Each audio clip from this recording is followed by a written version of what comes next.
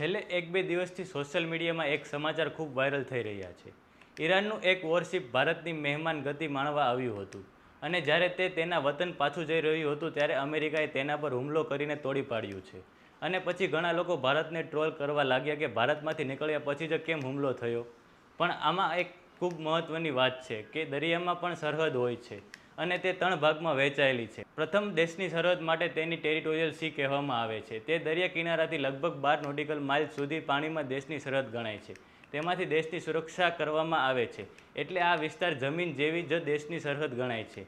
બીજી કુદરતી સંપત્તિ માટે તેને એક્સક્લુઝિવ ઇકોનોમિક ઝોન કહેવામાં આવે છે. તે દરિયા કિનારાથી લગભગ 200 નોટિકલ માઇલ સુધી પાણીમાં દેશની હદ ગણાય છે. તેમાંથી દેશ માટે જરૂરી આર્થિક અધિકાર મળે છે, જેમાં માછીમાર, તેલ, ગેસ અને સમુદ્રના ખનિજ મેળવી શકીએ. ત્રીજી આંતરરાષ્ટ્રીય સમૃદ્ધિ બોર્ડ છે. તે 200 નોટિકલ માઇલ પછી કન્ટિનેન્ટલ શેલ્ફ કહેવામાં આવે છે અને તેમાં કોઈ પણ દેશનો કંટ્રોલ હોતો નથી અને બધા દેશોમાં જહાજો આવાગમન કરી શકે છે. હવે આપણે ઘટના પર આવીએ. ભારતીય નૌકાદળ દર વર્ષે વિશ્વના ઘણા દેશોને એક મોટો નૌકાદળ કાર્યક્રમ આમંત્રિત કરે છે. તે કાર્યક્રમનું નામ ઇન્ટરનેશનલ ફ્લીટ રિવ્યૂ 2026 છે. આ કાર્યક્રમમાં અનેક દેશોના નૌકાદળ આવે છે, જેમ કે અમેરિકા, જાપાન, રશિયા, ઈરાન અને બીજા ઘણા દેશો. આથી ઈરાનનું જહાજ અહીં માત્ર કાર્યક્રમમાં ભાગ લેવા માટે આવ્યું હતું.